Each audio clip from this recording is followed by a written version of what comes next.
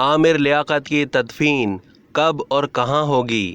سابقہ اہلیہ نے پوسٹ مارٹم کے حوالے سے کیا بتایا؟ پاکستان کی معروف شخصیت عامر لیاقت حسین کا سفر آخرت شروع ہو گیا ہے۔ ڈاکٹر عامر لیاقت حسین جب تک زندہ تھے خبروں کی زینت رہے، اور آج جب ان کے سفر کا اختتام ہوا تب بھی وہ ملک اور بیرون ملک خبروں کی زینت ہیں۔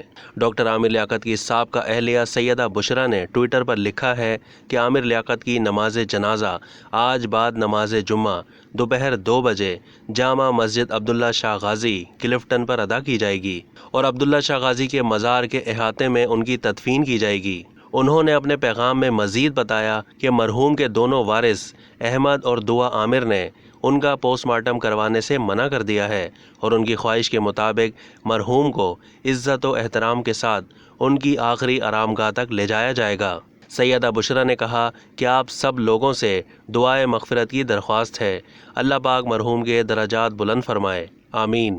اب تک کے لیے اتنا ہی۔ مزید معلومات کے لیے ڈیلی جنگ کے یوٹیوب چینل کو سبسکرائب کرنا نہ بھولیے اور فیس بک کے پیج کو بھی لائک کرنا نہ بھولیے۔